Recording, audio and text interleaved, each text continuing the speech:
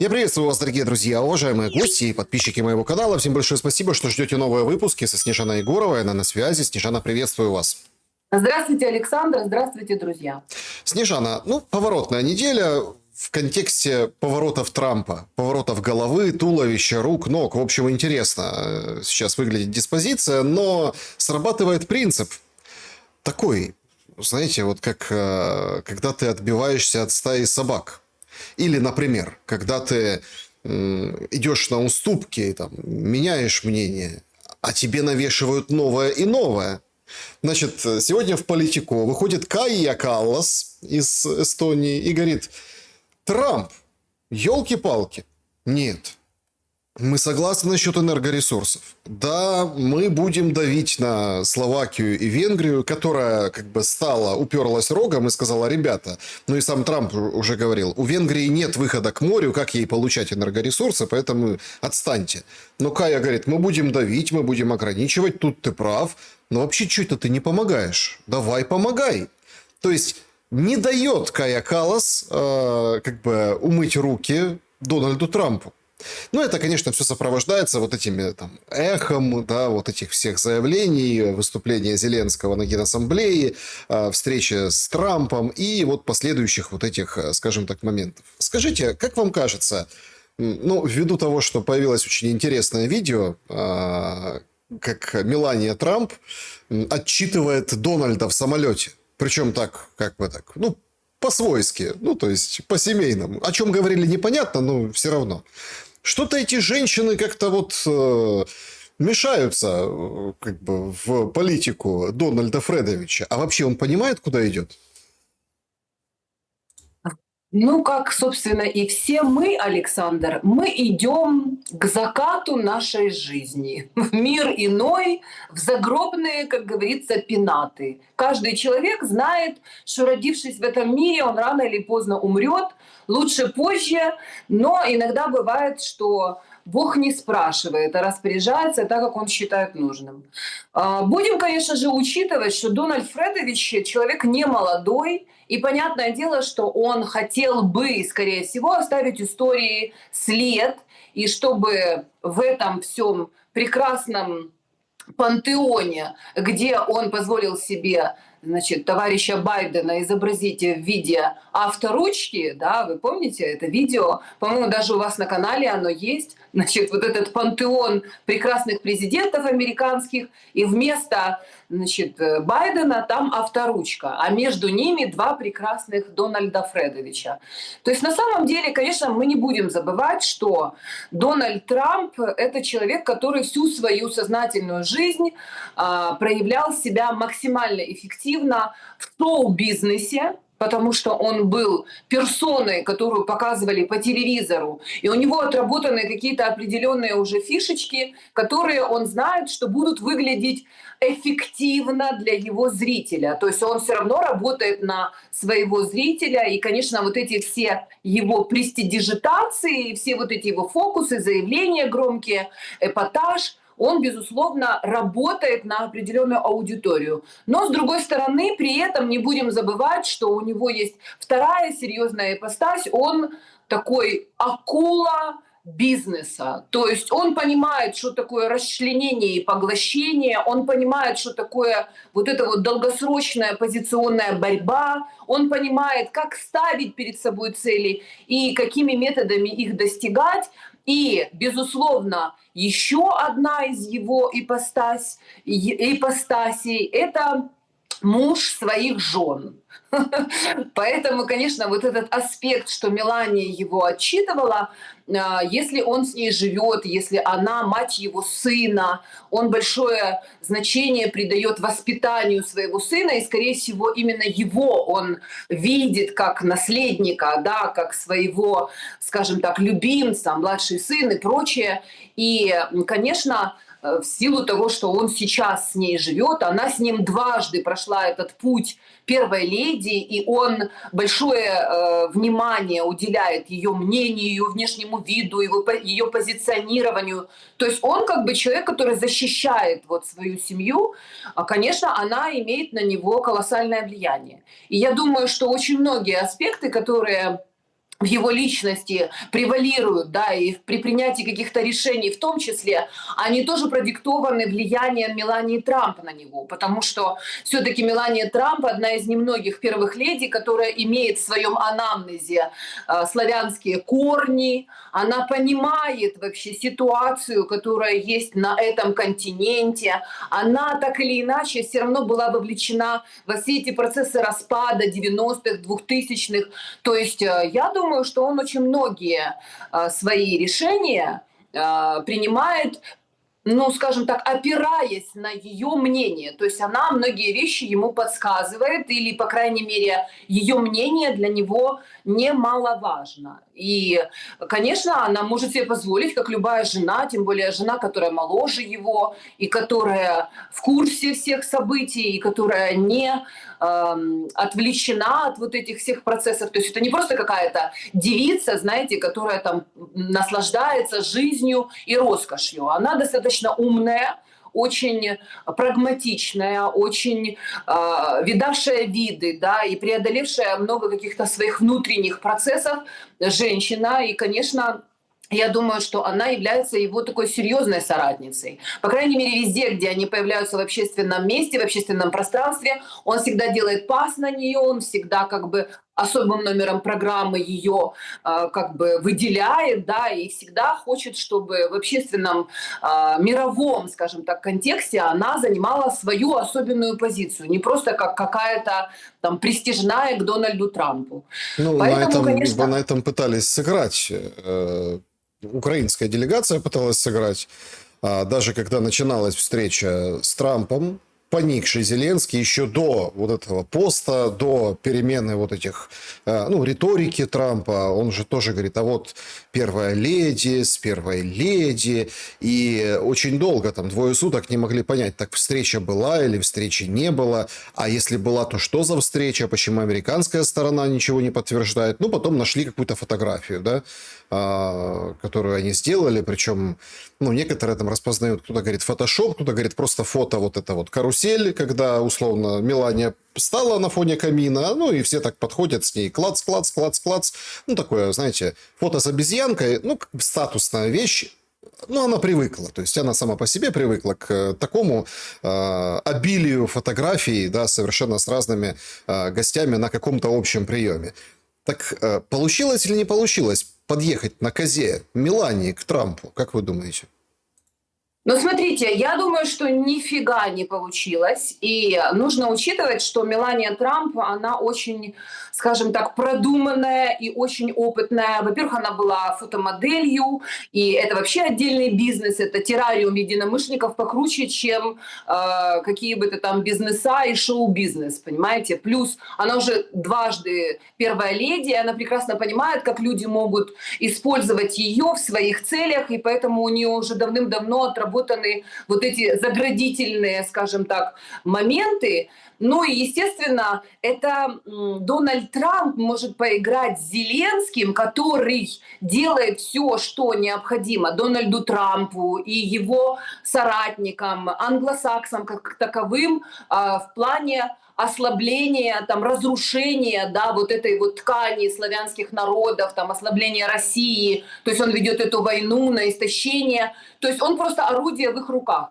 То есть Дональд Трамп может с Зеленским играть в эти игры. У Мелании нет вообще никаких поводов для этого. Более того, Зеленский пытался втюхать ей свою Олену, значит, вот эту печальную скумбрию, значит, пытался вывести ее на какой-то уровень, типа первых леди. Вот же и Трамп прекрасный, и я здесь практически звезда, и еще мы можем посоперничать, я же все-таки моложе, и вообще я тут войну веду, а ты кто такой, Дональд Трамп? Я уже 7 лет на своем посту, а ты второй раз и уже, как говорится, в последний. Ну, то есть безумие Зеленского, безусловно, оно диктует какие-то очень странные вещи, но я думаю, что, конечно, Олена, печальная скумбрия, она тоже хочет как бы получить свою дозу признания мирового, да, чтобы ее постоянно не троллили. И, безусловно, для нее было очень важно подкатить к Мелании Трамп, но Мелания продемонстрировала невероятное высокомерие. И вот это вот именно фото с обезьянкой, это действительно, вот когда человек стоит, да, и к ней просто подводят по очереди вот этих вот так называемых девиц, каких-то там чьих-то дочерей, любовниц, типа первых леди или там претендующих на это звание. И она просто с ними фотографируется для того, чтобы они потом могли приехать в свой там табор, понимаете, не побоюсь этого слова, в свой табор и похвастаться фото со звездой. Конечно, это жалкое зрелище. Елена Зеленская рядом с Меланией Трамп, с породистой, шикарной, красивой, воспитанной, благородной женщиной, которая сделала себя. И вот это вот несчастье, которое полностью является производной от своего психбольного мужа. И, соответственно, то же самое она и декларирует, и продуцирует в мир. То есть все ее проекты, как первая леди, это просто позор, позор, позор. За всем за этим стоит коррупция, безумие и отмывка денег. Все эти ее клопотенки, еще какие-то там люди, которые рядом с ней появляются, это просто какой-то трэш. Ну, то есть с ними просто стыдно даже на 1 гектаре нужду справить, понимаете? А она их поднимает там до уровня первой леди. Поэтому, конечно, все это безумие даже не требует там особого, ну, скажем так, внимания, потому что, ну, стыдно, просто стыдно. Не говоря Нет, уже о ну, том, что... смотрите, не стыдно Трампу. Снежана, подождите. То, что... Но ведь это же тоже знаки и символы, понимаете? Вот мы же говорим сейчас первая леди не, опять-таки, не в контексте там человека. Может, как человек хорошая Елена Зеленская. Ну, мы ж, ну, откуда мы знаем, да? Ну, как человек. Может, там Мелания там сама по себе не очень, там, ну, там, своенравная. Мы говорим о дипломатических единицах. С дипломатией происходит какая-то странная метаморфоза после того, как Трамп условно дал отмашку воевать и говорит, все, а потом несколько дней подряд на встрече то с Эрдоганом, то еще с кем-то, то на подписи закона про ТикТок говорил, я разочарован Путиным, в общем, Россия в беде, в тяжелой, в общем, экономике все, надо останавливать войну, Путин, вот это вот все. Ну, вот это наваждение, которое пошло после. Дипломатия в каком-то ауте, ну вот, новости дипломатии, да елки-палки, Зеленский и Джулани. Причем есть, я отследил, прям есть комментаторы в социальных сетях, они пишут, говорят, ребята, говорят, ну так, ну подождите, это вообще там, ну, головорез. Его никто не выбирал, президента Сирии. Просто такой есть тренд глобалистский, волна такая, вот все теперь любят Сирию. Ну ладно, встретились, пообнимались, они там эти одинаковые с лица, как два из ларца, понимаете? Ну хорошо, так а народ Украины уполномачивал Зеленского с этим режимом и с этой страной заключать дипломатические связи? Нет. Дальше идем. Сибига торжественно объявили о том, что Папуа-Новая Гвинея теперь с нами, и мы вот это вот Украина и Папуа-Новая Гвинея. Ну и все как бы, о, хорошо, то есть, а где, а бог знает где, Папуа-Новая Гвинея, ну звучит немножко смешно, но если так копнуть глубже, мало кому это дано. Во-первых, подмандатная британская территория, раз. Второй момент, подписывал он это вместе с Джастином Ткаченко, министром иностранных дел Папуа-Новой Гвинеи, который украинец по происхождению, хоть сам он родился в Австралии, ну, украинца-иммигранта из Украинской ССР.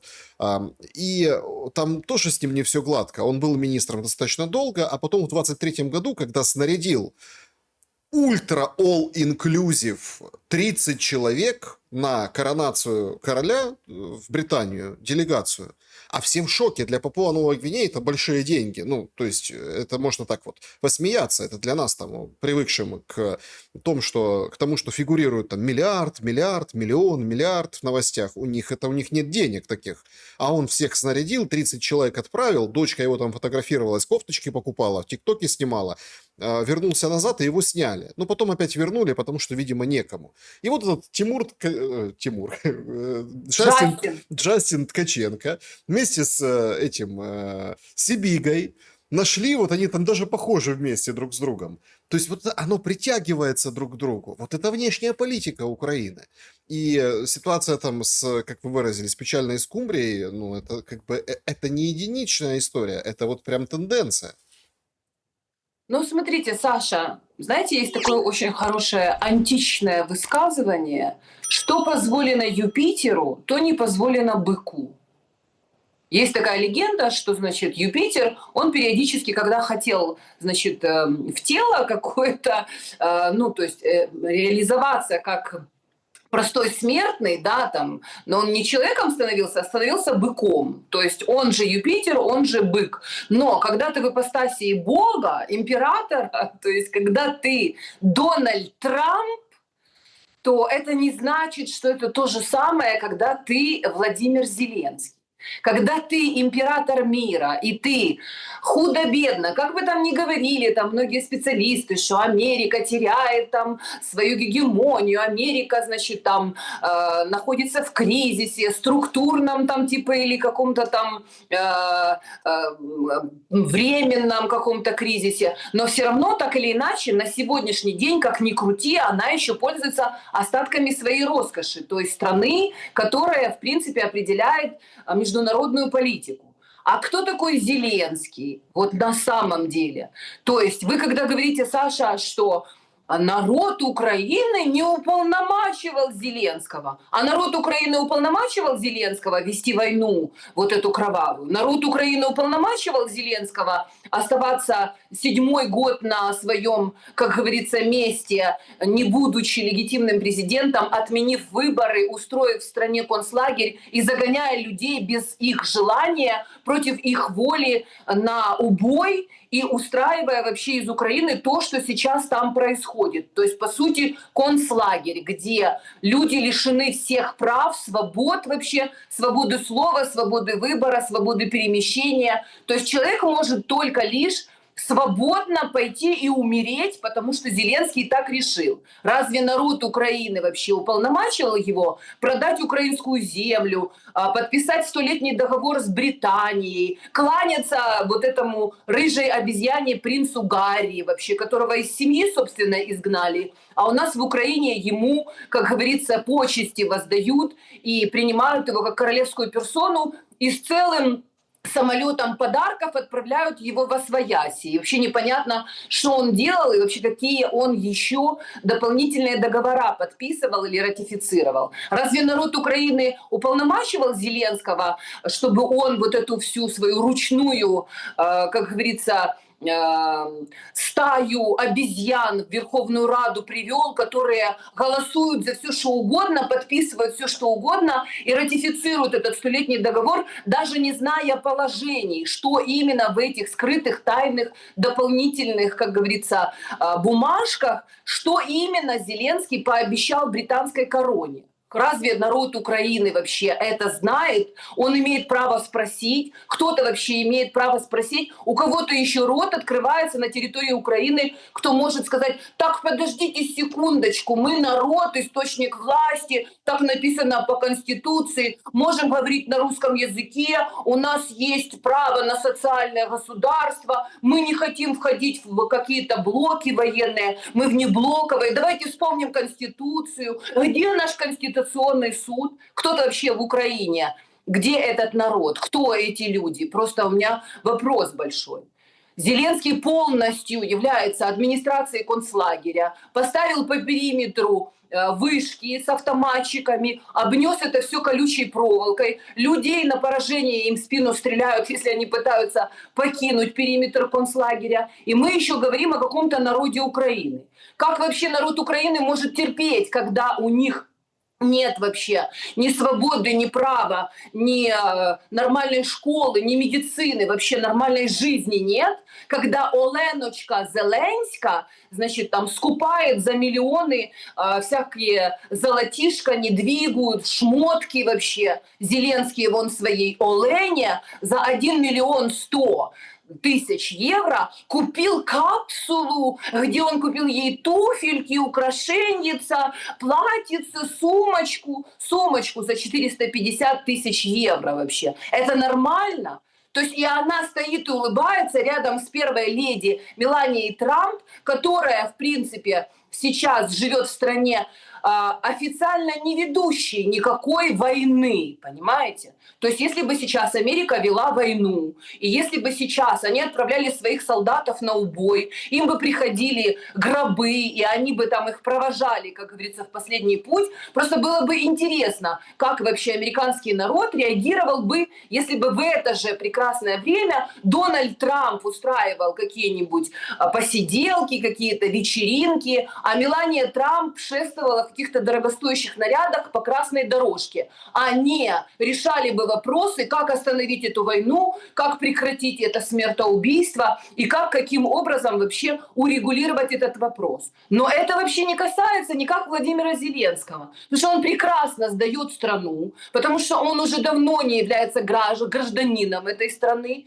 то есть он надзиратель этого концлагеря, но он не ассоциирует себя с этим народом. У него нету здесь ни активов, ни интересов. Он вывез своих родителей, своих детей из этой страны. Все его друзья уже выехали из этой страны, собрав чемоданчики бабла, как шифиры, как одни, вторые, третьи, пятые, десятые. Они потихоньку отползают и сосредотачиваются по миру, скупают недвигу и ждут лучших часов, когда Вову наконец-то освободят от занимаемой должности, чтобы он отлично приехал на какой-нибудь остров в океане и плавал на яхтах, думая о том, что ну вот, поработали, теперь можно отдохнуть. А что там будет с той Украиной, с этим народом, кто здесь останется? Останется здесь ли вообще кто-то еще? Будет ли это Украина или что-то другое? И вообще, что тут будет? Возможно, здесь будет ядерная дыра вообще, и все эти люди, которые еще думают, что они народ Украины, и у них есть такой прекрасный президент, превратятся в ядерный пепел в ближайшем обозримом будущем. Но на самом деле как-то ставить претензии Трампу, понимаете, это как минимум смешно. Потому что Трамп на полном серьезе пытался, или, по крайней мере, делал вид, очень убедительно пытался остановить эту войну. Он декларировал, что он не хочет, чтобы эта война продолжалась. Он говорил, что я могу поучаствовать в переговорах и как-то поспособствовать этому. Я предлагаю вам остановиться, пока не поздно, чтобы не умирали эти молодые люди, города, чтобы не разрушались. То есть он все время так или иначе создавал какие-то платформы, какие-то смыслы для того, чтобы урегулировать этот процесс. Но кто собирается его останавливать? Зеленскому прекрасно, он ведет войну, его для этого наняли, ему за это платят, он на этом наживается. Ни он, ни Олена Зеленська, печальная скумбрия, ни его друзья, родственники и все те, кто вокруг него наживается на этой войне, ни их дети, ни их родственники, никто не воюет. Все абсолютно прекрасно наживаются на этой войне. Вспоминаем, что в современной науке подраздел социологии называется полемология, от слова полемос – война. То есть есть целая наука, которая изучает конфликты, войны, контролируемые конфликты, которые в конечном итоге приносят прибыль бенефициарам. Зеленский является бенефициаром этой войны. На ней он наживается. Мы все об этом знаем. Мы даже приблизительно понимаем порядок цифр, которые он получает. Мы знаем, кто стоит за ним, кто его спонсирует, кто ему дает психологическую, юридическую поддержку, кто ему бабки выделяет, с кем он делится, кто приезжает вообще беспрепятственно в Киев, путешествует по Украине, кому показывают поля Калычини. Понимаете, эти все Урсулы фон дер Ляйен, эти все Каи Каллас, им же ничего не бывает за то, что они открывают свой поганый рот и все время призывают людей воевать и воевать, оскорбляют русских, все время призывают к смерти Путина, к уничтожению России, к ее расчленению, призывают народ России к восстанию, к смуте и ко всему остальному. Все это прекрасно, везде, беспрепятственно демонстрируются на всех площадках, русские это все переповторяют, и так с возмущением говорят: представьте себе, Кая Каллас такое сказала, вот Урсула фон дер Ляйен такое, понимаете, высказала. Но при этом никто ничего не делает. Зеленский по-прежнему беспрепятственно летает на самолетике, выходит, призывает к смерти, к ядерному, значит, апокалипсису, к тому, чтобы все политики в России искали убежище, к тому, что будем бомбить Кремль, пойдем, значит, будем отвоевывать свои территории. И в России, в студиях, прям каждый день сидят они и прекрасно это все обсуждают. До того момента, пока это все не станет реальностью. Потому что я не сомневаюсь ни на секунду, что Запад готовится к войне с Россией. Ужас заключается только в том, что эта война будет происходить на территории нашей с вами страны, Александр. И люди, которые там еще живут, и которым Зеленский заливает сало за воротник и рассказывает, что скоро будет перемога буде люди, скоро підемо на Кремль. И пока они еще не почувствовали, как бомбы вот тут вот рядом в 2 метрах взрываются, и их дети разрываются у них на глазах на шматки, они все по-прежнему верят телевизору и думают, если Зеленский такой дерзкий, и ему ничего за это не бывает, он прямо дерзкий, и у него все больше и больше богатства, влияния, все ему аплодируют. Так и мы что же на самом деле, как и он, такие же дерзкие, и будем свой рот открывать и к войне призывать, понимаете? Ну, вот Только у это Зеленского уже... ярчайший пример – это Рютте, да, который, это тоже парадоксальная история, говорит, они все, смотрите, тут же какая очень интересная история. Они всем вот этим коллективным мозгом натовским начали думать, а сбивать самолеты, не сбивать самолеты российские, а дроны какие-то вот как бы бороздят просторы Северной Европы и Дании. Причем, смотрите, тут тоже можно посмотреть на этот процесс под своеобразным углом. То есть разлетались дроны над Данией, там, где завод дронов профинансировали и будут строить. Взрывы в Британии, в городишке, прям вот где производство дронов стоит, да, и там грипп, в общем, беда, в общем, подорвались вот эти все взрывчатки. Но они вот это вот как бы сидят и рассуждают, а будет ли то, что собьют самолет натовский началом Третьей мировой войны, ну, натовцы собьют российский, или не будет, а что делать с дронами? И Рютте договорился до того, что говорит, а у нас нет возможности сбивать эти дроны дорогим вооружением. Нет. Ну, самолеты еще будем думать, сбивать или не сбивать. Но тот же Рютте начинает как бы прикалываться над Лавровым. Говорит, да, Лавров, что вы его слушаете? Он вообще министр иностранных дел со времен Иисуса Христа. Ну, то есть, понимаете, а я вот попытался, ну, понятно, что нам очень тяжело понять европейцев в многих моментах. Во-первых, надо понять, в чем шутка. Ну, то, что там очень давно Лавров, ха-ха, смешно. Но, с другой стороны, следом же идет фраза, а что его слушать? Так подождите, если он со времен Иисуса Христа министр иностранных дел, так слушали же все это время, да? То есть в поколениями западных политиков. А Рютте говорит, не слушайте. То есть абсолютно поворачивается как-то сознание. Мы тут удивляемся Трампу, да, который там развернул риторику. Так вот на Рютте посмотрите, а такие они там все получаются в этой Европе. И мы приходим к такой точке, что договариваться не то, что некак. Можно договариваться, можно встречаться, а не с кем договариваться. Никто не отвечает за эти договоренности. Может, поэтому Трамп завернул, говорит, Зеленский, значит, по поводу верю Путина, не верю, через месяц скажу, а гарантии это потом, еще не пришло время. Что думаете? Ну, смотрите, Саша, есть такой прекрасный голливудский фильм, старый, по-моему, даже сейчас ремейк на него сняли, называется «Война Роуз». Или там «Война супругов Роуз». Там играет Майкл Дуглас и Кэтлин Тернер. Там семья, муж и жена, которые прекрасно жили и поживали. Значит, у них был дом, работа, деньги, дети, как бы все в порядке, и статус в обществе. А потом на старости лет они сошли с ума, устали друг от друга и начали, значит, друг с другом сначала пакости друг другу делать, потом, значит, начали откровенно с друг другом конфронтировать, а потом откровенно начали воевать. Причем они свой собственный дом, который они долгие годы строили, там, украшали, они превратили вот в это ристалище, и, в общем, в этом доме у них шла просто война, понимаете? Кто кого уничтожит, кто кого убьет и кто останется, как говорится, сверху. Так я вам хочу сказать, что то, что сейчас происходит в мире, это приблизительно то же самое.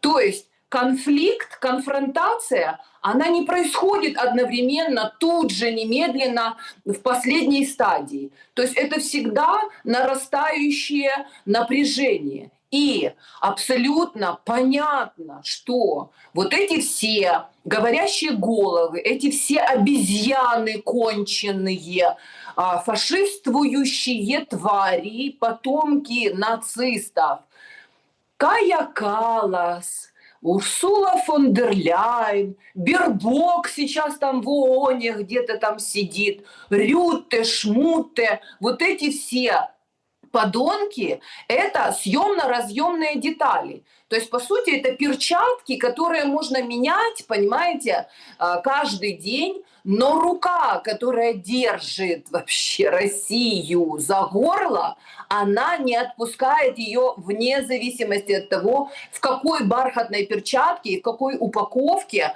каким ротом, извините, я знаю прекрасно, что ртом, но именно каким ротом, чьим, Каи Каллас или Рютте, или Урсулы фон дер Ляйен, или еще какой-нибудь Швали, или какого-нибудь Макрона, и всех этих ублюдков будут произнесены провокационные речи. Понимаете? Ужас просто заключается в том, что мы славяне, мы украинцы, мы народ Украины, мы граждане Украины, которые всегда были и остаемся частью славянского мира, позволили себе сойти с ума, привести на голову нам неэтнического, не славянского человека, у которого нет родины, нет чести, нет совести, который не ассоциирует себя с этим народом и который мать родную продаст, не говоря уже о том, что вас, меня, наших детей и всех вообще, кто там еще числится гражданами этой Украины, для того, чтобы оказаться, понимаете, среди вот этих, как ему кажется, цивилизованных людей. Это полностью конченное существо, которое не имеет ни эмпатии, ни сочувствия, ни совести, ни чести, который ради бабла продал душу.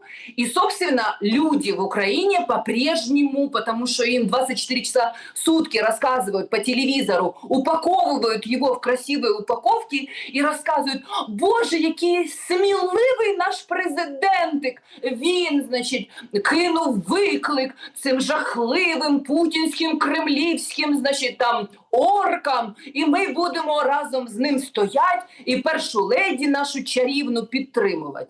На самом деле нужно отличать истинное положение вещей от иллюзии, которая создается с помощью средств массовой информации, и видеть через вот этот вот лес стоящие там в лесу деревья. У Трампа на самом деле сейчас серьезнейшие внутренние проблемы. Судя по тому, что они пытаются прикрыть, но есть как бы маркеры, да, там убийство Кирка этого, вот эти все, страна стоит на грани гражданской войны, противостояние республиканцев и демократов достигло своего апофеогиза, потому что там уже стоят на кону бабки, многолетнее влияние. Трамп обрубил им вот эти вот все коррупционные схемы. И понятное дело, что они хотят его снести, потому что он хочет своей семье, своим детям, своим соратникам, там, своим единомышленникам это все как говорится, проложить эти потоки финансовые. А они, конечно, борются за свое положение, в котором они находились десятилетиями. То есть они уже настолько вот эти все коррупционные реки от основного бюджета американского себе проложили по всему миру, они уже так хорошо устроились, и тут вдруг приходит Трамп и говорит, что так, друзья, не будет, будет как-то по-другому. Понятное дело, что у него есть проблемы в подбрюшье. Вот это все Никарагуа, Венесуэла, вся эта хрень. И Трамп реально понимает, что вот этой всей войной в Украине с Россией его постоянно отвлекают внимание на вот эту всю войну. А в это время у него за спиной просто уже точат ножи булатные, топоры, которые в один прекрасный момент ему полетят в спину. И, видимо, благодаря Мелании в том числе, которая в первую очередь должна позаботиться о его жизни и здоровье, которая вообще никогда не верила в это вашингтонское болото и всех их ненавидит, потому что она знает им цену, как они тебе улыбаются, а потом тебе в спину нож ставят. Она, видимо, его периодически наводит фокус, ракурс на то, что ты вообще вот там вот слишком много внимания этому всему уделяешь, а ты бы посмотрел, что у нас тут под боком делается. И я думаю, что у Трампа реально, как у человека, который, нюх которого провел его между Сциллой и Харибдой всю его сознательную жизнь. И в бизнесе, и в шоу-бизнесе. Она, видно, навела ему резкость и сказала, ты вообще тут себе разберись, вообще нахрена нам этот европейский континент, там всегда будет каша-малаша, там без пьяных глаз не разберешься, кто кому доктор и кто что на самом деле хочет от нас. Поэтому продавай им бабки, пусть они там воюют, хоть завоюются, хоть сгорят вообще в огне синим пламенем. А нам нужно свои вопросы здесь решать. Поэтому Трамп красиво приходит и рассказывает, что, друзья, я хозяин мира этого. Мне достаточно одного континента для того, чтобы чувствовать себя уверенно в завтрашнем дне. Мне нужно, чтобы здесь у нас был мир, чтобы здесь у нас был порядок, чтобы мы все контролировали, чтобы по городам наркоманы и убийцы с оружием не лазили. Мы тут будем наводить порядки, мы тут будем чистить свое пространство, мы разберемся с картелями, мы разберемся с нашими границами, мы будем делать Америку великой. А вы там стреляйтесь, убивайтесь, вообще делайте, что хотите. Оружие дадим, бабки заработаем, а когда вы там навоюетесь и от вас кто-то останется, потом к нам приходите, и мы, может быть, с вами будем о чем-то говорить. Поэтому его выступление в ООН, это, в принципе, знаете, к такой-то матери на белом катере. Молодец, Вовка, воюй вообще, пока, как говорится, не отвоюешь. Если ты чуешь, что у тебя есть силы, армия за тобой, 62% готовы терпеть, все годы вообще, детей своих бросать в топку. Давай воюй с русскими, давай, продолжай. Лена, хочешь сфотографироваться с Меланией? Тебе станет от этого легче? На тебе фотографию, засунь себе ее в задний проход и радуйся жизни. На самом деле он просто выходит вот так иезуитски, просто практически, знаете, стукнув дверью из этого всего дурдома. Потому что он знает прекрасно, что в истории Америки самый лучший способ нажиться на войне в Европе – это запустить этот процесс, спровоцировать его, довести людей до состояния, когда они уже не готовы договариваться, и они вошли в этот раш вообще, когда уже количество смертей, трупов, гробов, ненависти и желание отомстить друг другу перешло какие-то определенные разумные пределы, а потом нужно просто сидеть у реки и ждать, когда проплывет труп твоего врага. И самое главное, что море под контролем вот этих вот морских держав, всегда будет какой-нибудь философский корабль найдется, где соберут самых умных, и они поедут в Америку, там, где сухо и тепло, понимаете, светло, и мухи не кусают. Все бизнесы туда переедут, там они создадут свой рай, и, в принципе, никому не надо будет даже особо думать, куда же бежать от этого безумия. Берем детей, трусы, носки, авоську, золото, бельишко, золотишко, бриллианты, криптовалюту, на флешках и чешем в Америку. Мы вспоминаем, 100 лет назад все это уже было проделано. Так Америка стала великой. Заходя в кризисе, в ситуацию Первой мировой войны, просто потерпев немного и держа себя, как говорится, из последних сил за руки, после Второй мировой войны и 30-летнего дурдома, который творился на европейском континенте, американцы вышли главными бенефициарами этой войны.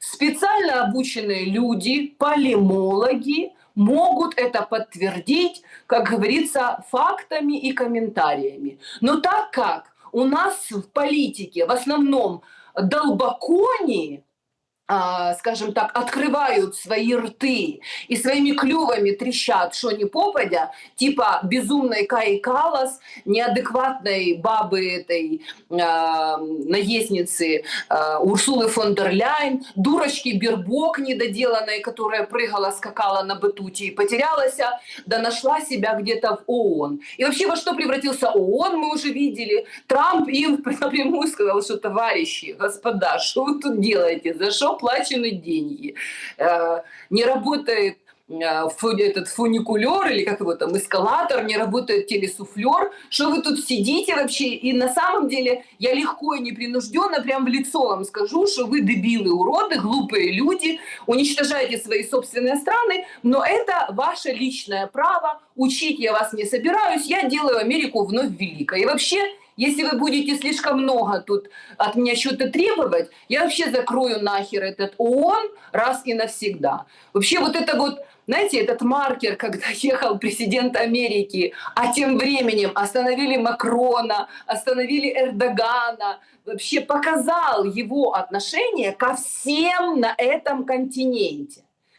Единственный, кого он, ну, грубо говоря, поддерживает, и то только лишь по аналогии, он поддерживает Израиль, потому что он понимает, что в ситуации, когда, например, на континенте у него начнутся какие-то проблемы, он будет действовать в военном плане точно так же, как Израиль по отношению к Газе, он будет посылать туда войска, он будет ковровые бомбардировки устраивать, он будет сносить вообще лидеров вот этих всех движений сопротивления, потому что он прекрасно понимает, что пока не обезглавлена эта гидра, и пока тварь ездит по всяким разным симпозиумам и открывает свой гнилой рот, и призывает всех к войне, и кричит: дайте нам денег, мы еще будем воевать, пока эта война не закончится. Поэтому Трамп на это все посмотрел, сказал: я думал, вы люди, я думал, вы хотите жить, а вы твари, которые хотите зарабатывать на этой войне, зарабатывайте, но только без меня. Ну, такой Вот парадокс получился, точнее, казус, да, казус бумажного тигра. Видимо, сказали Трампу: не надо. Ну, вот так не надо. И он вышел, сказал, говорит: я никого не буду называть бумажным тигром. Хотя давайте так тоже посмотрим с этой стороны, что Кремль достаточно мягко реагирует на это все. Ну, Медведева выпустили, ну, Медведев, ну что, ну, как бы, ну, понятно, да, там написал об управлении через соцсети миром, понятно, там по поводу угроз и ответов Зеленскому, но можно было раскрутить этот градус эскалации куда дальше. И сейчас очень нелепо выглядит Зеленский, ну так, если со стороны посмотреть. Он же сегодня вот тоже повторяет: Трамп хочет победы Украины. Трамп за нас. Трамп с нами. Ну вот такая вот история. Так а с нами это с кем? Вот тоже такой очень объемный, но я считаю, мы постоянно его касаемся, но очень важный элемент нашего сегодняшнего разговора. Мы когда-то с вами какое-то время назад обсуждали, помните, блогершу Алхим, да, которая пела под русские песни, ну, и которая там, ну, сейчас непонятно, вроде ретировалась со страны, где-то в Дубае живет, в общем, как-то так. У нее был конфликт как раз-таки с другой блогершей Мандзюк. Та вышла на медне, и вот прям как бы развернулась душа у нее. Говорит, значит, ТЦК надо любить и уважать. В Харькове, Харьков это город как вы выразились, долба коней? Коней, Ну, давайте я такое слово тоже употреблю. коней. Но она по-другому чуть сказала, ну, неважно. В общем, и Ждунов, а все как-то немножко, ну, прибалдели, потому что, в смысле? Нет, она говорит, да, там защищали, ну, вы же знаете, что там очень много таких и Ждунов. Опять вот это на язык, опять, собственно, на ТЦК, бусификация вообще слова, которое российская пропаганда. В общем, такой укол потужности. Многие не поняли, вот многие не поняли вот этого проявления, но если брать тенденцию смотреть, а ведь это же тоже как бы удобный пример для подражания многим другим. Пример для подражания. Смотрите, вот Мандзюк, у нее там блогеры, ну, понятно, что она не политический блогер, другой блогер, ну, там инфлюенсеры, вот эти инстаграмные девушки, вот они, смотрите, и донатят, и молодцы, и все у них хорошо, и интервью у них берут, и охваты, и просмотры, и странички, и вообще и надо похожими быть на Мандзюк. И вот они берут вот эту ерунду и повторяют.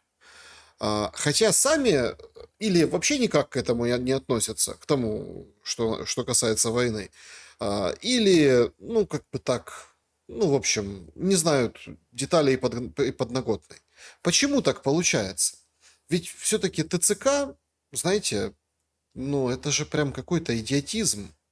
Вот в Одессе сегодня палатку поставили и рассказали душещипательную историю, как мужик какой-то ходил вокруг палатки, подошел и типа записался в ВСУ.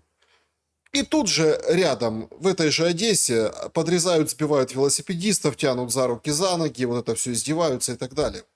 Такой мир, как бы окунули Украину в какой-то, не знаю, какой-то контрастный душ.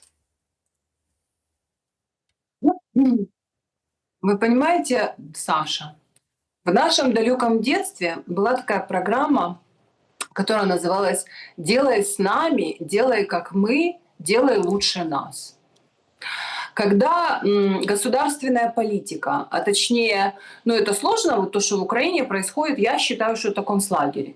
То есть я считаю, что это концлагерь, люди сегрегированы, разбиты на бараки, есть привилегированные бараки, где лучше кормят, где, в принципе, каких-то надзирателей формируют, понимаете, и, соответственно, они присягают на верность администрации концлагеря. То есть, и, в принципе, вот это Мандзюк, говнопердюк, извините на добром слове, и все остальные швали, твари, всякие Ницои, всякие там Стерненки, Притулы, вот эти все так называемые инфлюенсеры, блогеры, активисты и мовни патрули, вот это все представители привилегированного барака. То есть они поняли правило, что если ты, значит, мавнюк, если ты говнюк, если ты из говна и палок соткан, если у тебя нет вообще памяти исторической, если ты потомок полицаев, если ты не гнушаешься никакими способами, методами для достижения собственных целей, если ты готов избивать, ломать кости, убивать, забирать у старика единственного кормильца сына, теоретически обрекая его на смерть, если ты готов людей привязывать к столбам, сдирать с них трусы, значит, по голой заднице бить его палками, если ты готов вот на такие вещи, значит, ты нам подходишь. То есть их формируют такими. Сейчас это же происходит в системе образования, откуда полностью выдавили всех учителей старой формации, которые говорят о каком-то гуманизме, о воспитании, там, о каком-то братстве, о какой-то взаимовыручке. То есть туда привлекли с помощью вот этих подонков, таких как Оксен Лисовый, их единомышленников, то есть вот всех тех, которых вскормила своей ядовитой грудью баба Фара, и которые по ее заветам и заветам ее гуру, значит, Бандеры, они перепрошивают мозги нашим детям. И, в принципе, ужас заключается в том, что если это не остановить, то чудовище, которое набирается сил, пожирает вообще все здоровое, нормальное, адекватное, которое подкармливают баблом, какими-то там обещаниями, и вот этой безнаказанностью эта раковая опухоль распространяется. Вы знаете, я вам честно хочу сказать, Саша, когда Трамп говорит, что русские ведут бессмысленную и бесполезную войну, бесцельную, нет, точнее он сказал, бесцельную. То есть, может, смысл где-то какой-то и есть. Может быть, и польза какая-то присутствует.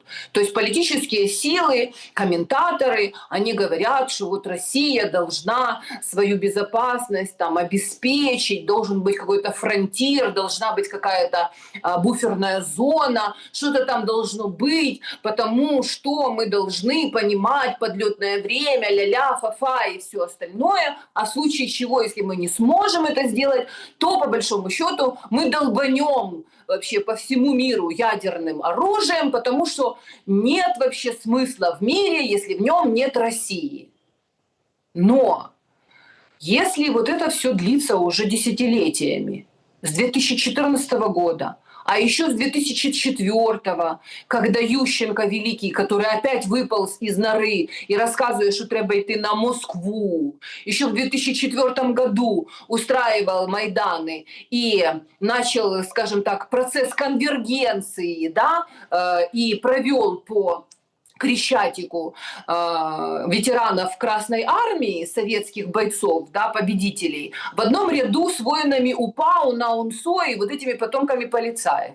То есть если это десятилетиями длится, если это никто не пресекает, если никаких системных изменений не происходит, если только наворачивается все сильнее и сильнее эта ненависть и злоба, если новые молодые поколения в Украине уже растут в этой войне и в ненависти и в злобе, если им закладывают в голову с рождения, що, значить, Росія – це одвічний ворог, вони зазвичай були окупантами, від них тільки якась біда, і ми будемо все життя воювати, душу і тіло ми положимо за нашу свободу, запануємо йому браття козацького роду і в своїй сторонці.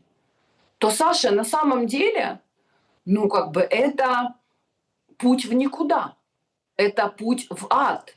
То есть если, например, очень многие политические деятели российские, так или иначе, мы все равно теперь уже у нас происходит единое поле. Мы слушаем то, что они говорят, они слушаем то, что мы говорим. Значит, все это, ну, как бы покрывается, знаете, общественными мыслями и политическими интересами Америки. То есть у нас Трамп теперь главный. Вот Трамп придет, порядок наведет. Вот как Трамп сегодня проснется, с какой ноги встанет, вот так мы и будем комментировать события. А на самом деле, а какой вообще интерес у славянского народа воевать друг с другом? Почему? Вот я, например, как женщина, как мать, в отличие от Каи Каллас, Урсулы фон дер Ляйен, дурочки Бербок, я, в принципе, рожала своих детей, сыновей не для того, чтобы мой сын, говорящий на русском языке, который вынужден был вместе со мной уехать из собственной страны, потому что мне, его матери и моему ребенку отказали в праве быть самими собой и разговаривать друг с другом на нам привычном родном нашем русском языке. То есть я не для того рожала своего сына, чтобы он воевал с каким-нибудь мальчишкой из Москвы, Питера, Рязани или откуда там, из Воронежа, и чтобы мальчик русский, который тоже родился от родителей, которые жили в Советском Союзе, мы ходили в одинаковые школы, одинаковые учебники открывали, у нас единая история, мы пели одинаковые песни, мы по всему Советскому Союзу вообще распространились, ездили, отдыхали, путешествовали, жили вообще, и совсем другие у нас были мысли. Мы по своей природе гуманисты, которые не можем принять эту войну, тем более такую братоубийственную, я не хочу сходить с ума до такой степени, чтобы сказать своему сыну: иди убей любого русского, который будет идти на тебя с оружием. Потому что когда ты смотришь на мир через прицел автомата, у тебя есть только один выход: или ты, или тебя. Я считаю, что она действительно бесцельная, это война. Потому что пока Зеленский лазит, ходит, бродит, ездит, ему аплодируют, он несет всякую хрень, он призывает, вовлекает и переплавляет, облучает того же Трампа своей вот этой ненавистью и своей вот этой раковой опухолью, пока он вовлекает Макрона, фон дер Ляйен, Шольцев, Шмольцев и прочих там в эти все войны, и они свои собственные народы готовят к войне с Россией, мы, в принципе, все находимся в одной лодке здесь, на нашей территории, на бывшей территории Советского Союза, будучи славянами, которые говорим на едином языке, вне зависимости от того, что мы по этому поводу думаем. И воевать они с нами будут в первую очередь. И все эти идиоты конченые, которые сидять у Польщі, в Германії і думають, що німчики їм допомагають, люблять їх, тримають їх, тому що вони дуже хочуть, щоб вони були щасливі, ці українчики. Завтра, если объявят всеобщую мобилизацию, поверьте мне, Саша, при всем при том, что русские там хохочут: ой, так кто там будет воевать, да кому там воевать, да блин, мы сейчас как долбанем, да все нас боятся. Вы видели, какие вышли протесты в Англии? Сколько там было мужиков, достаточно мускулинных, и если у них создадутся благоприятные условия, и их убедят через вот эти все облучатели, что русские представляют угрозу и нужно собраться и воевать, поверьте мне, во Франции, в Италии, в Германии поднимутся из ниоткуда стаи вообще тех, кто будет воевать со славянами. Причем им будет плевать, что русские, что украинцы, что кто. Они на самом деле поднимут знамена, вот так вот у них вывернутся глаза, и они будут стрелять всех, кто будет вообще на этой территории, как говорится, стоять у них на пути. Поэтому я всегда вам говорила, что это все нужно уничтожать в зародыше. Эту войну нужно воспринимать серьезно. Не нужно играться с такими энергиями. Не нужно рассказывать: мы прагматичные, тут мы воюем, а здесь мы торгуем. Торговля все порешает. Послушайте-ка вы в очередной раз разговоры нашего прекрасного, самого лучшего премьер-министра с точки зрения экономики, товарища Азарова, Николая Яновича, который тоже считал, что, значит, партия регионов, она профессионально занимается экономикой, мы что-то там растим, мы что-то там поднимаем, надои, земли, там платим, выплачиваем, все, значит, поднимается, растет. И что? Это как-то им помогло?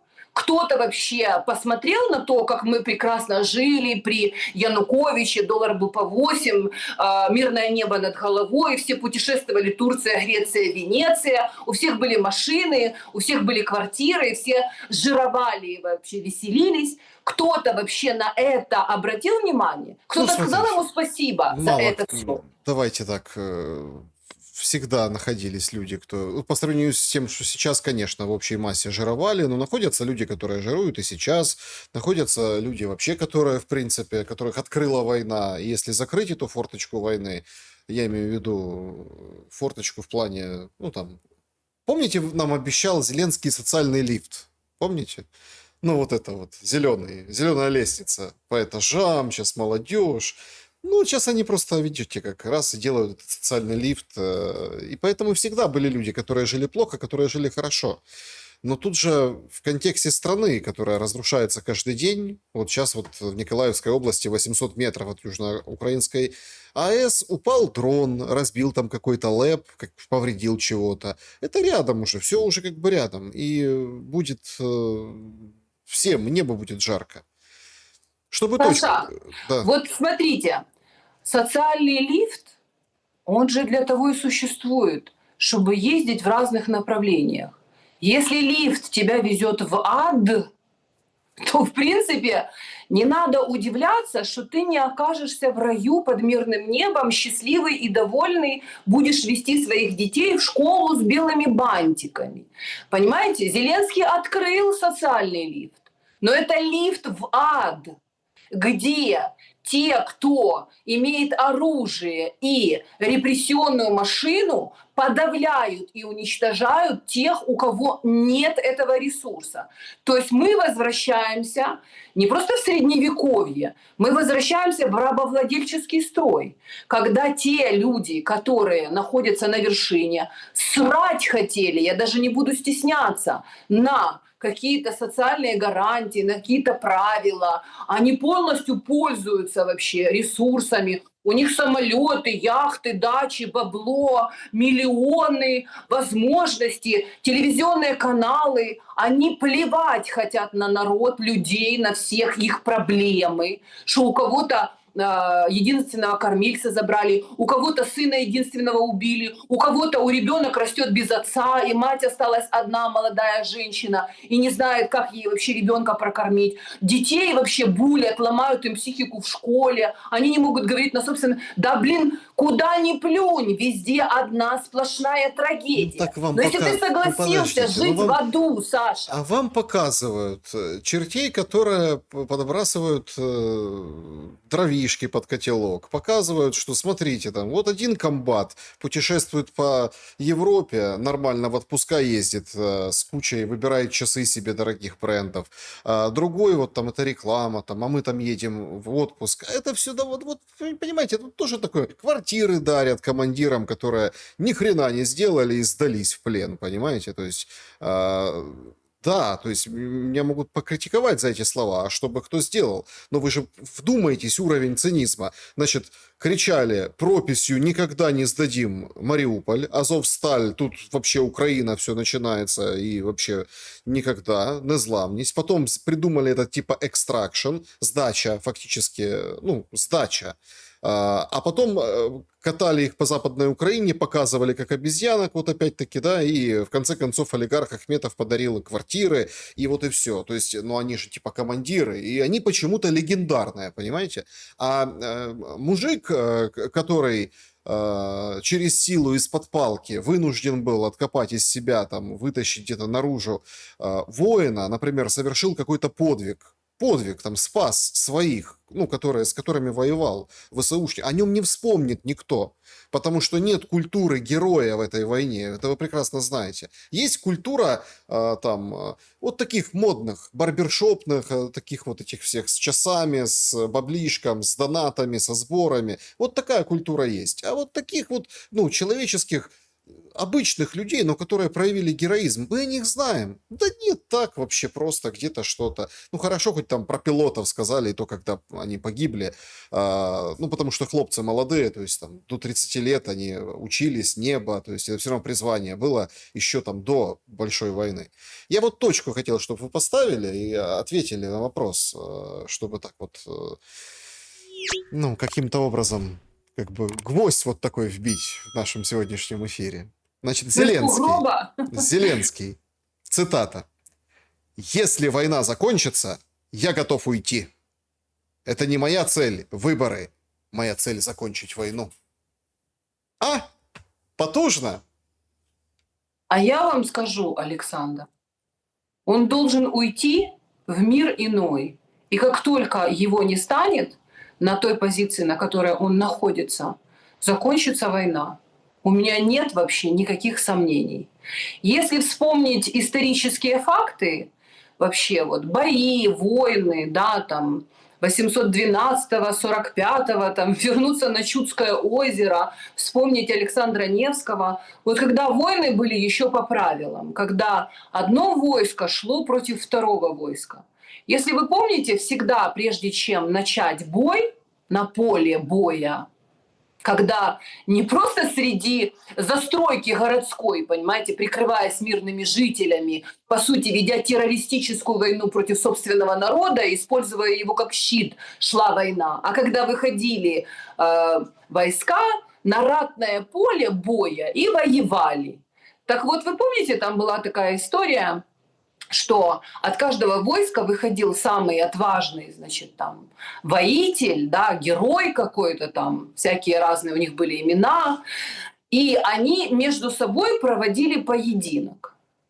И в зависимости от того, кто побеждал, это становилось, ну, скажем так, стимулом, да, и вдохновением для войска. Они знали, что высшие силы на их стороне, и всегда вот то войско, чей, скажем так, воитель побеждал, тот и выигрывал этот бой и зачастую эту войну в том числе. Пока эта шваль лазит по всему миру и вовлекает всех в эту войну. Пока русские власти дают ему эту возможность и предоставляют ему, скажем так, гарантии безопасности. Знаете, он все время просит гарантии безопасности где-то там на Западе. Но на самом деле он просит гарантии безопасности для своего бизнеса, бабла и для своих подельников.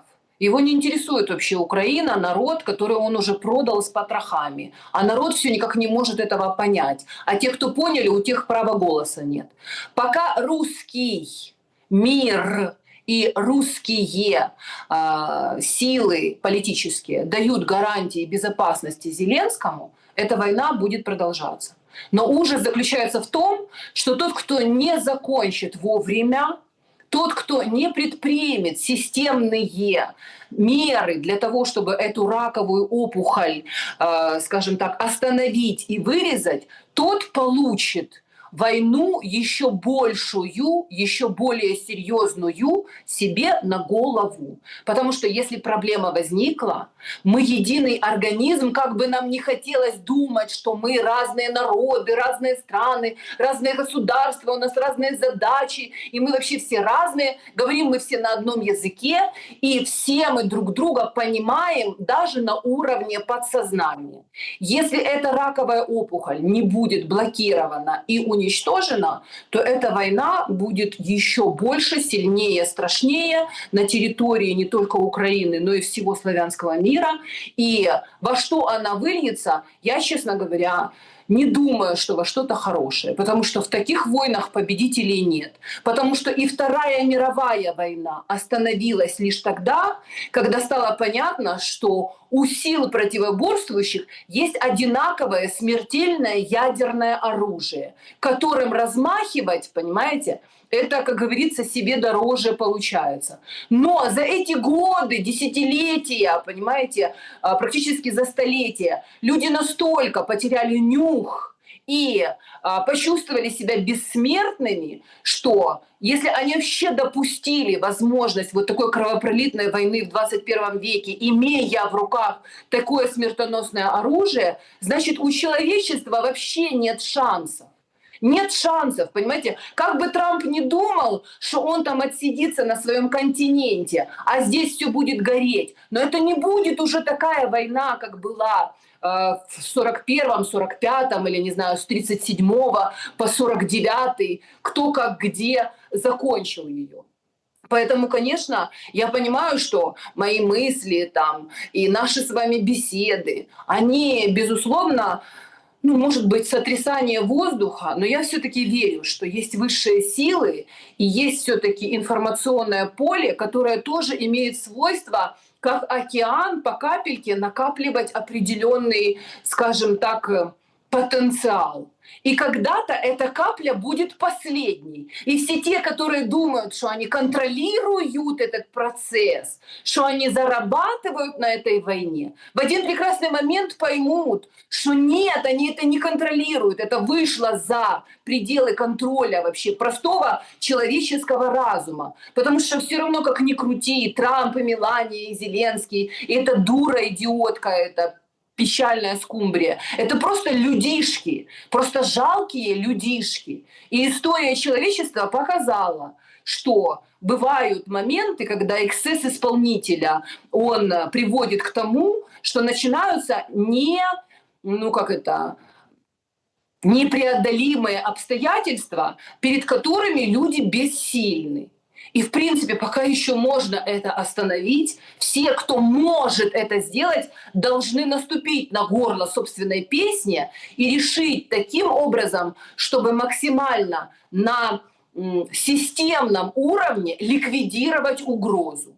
Но эта угроза спокойно бродит, ходит, ездит, летает, открывает свой рот, делает заявления, гремит свои погремушки, уверена в своем бессмертии, дерзит, дерзко, значит, какие-то заявления делает, вовлекает таких же уродов. И они, чувствуя вот эту безопасность, они накапливают и накапливают, понимаете, эту эбонитовую палочку, понимаете, они натирают до состояния разрядов, которые кого-то когда-то рано или поздно убьют. И всегда самыми пострадавшими будут самые незащищенные. Будут гибнуть женщины, дети, старики, животные, земля, природа, понимаете? А это все невосстановимо. Потом десятилетиями нужно, понимаете, возвращать вообще в естественное, нормальное, здоровое состояние экологическую систему. То, что происходит сейчас на Донбассе, вот это обезвоживание земли, это в принципе то, что нужно решать уже сейчас.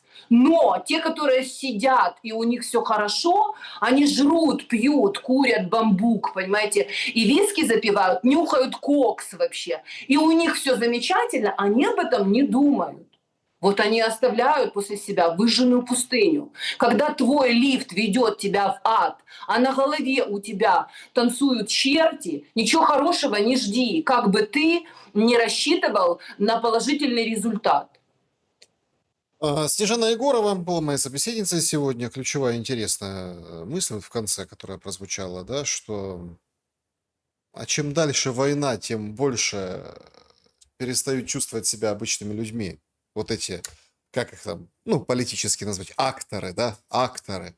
Вот чем дальше, тем они меньше перестают себя чувствовать людьми. Но мы-то с вами люди, дорогие друзья, поэтому подписывайтесь, ставьте лайки, пишите в комментариях, что думаете. Снежана, спасибо за время и мысли. Спасибо, Александр. Люди, объединяйтесь. Думайте о себе и о своем будущем и будущем своих детей. Помните, мы потомки победителей, и мы победим. Берегите себя, всем добра и света. Увидимся.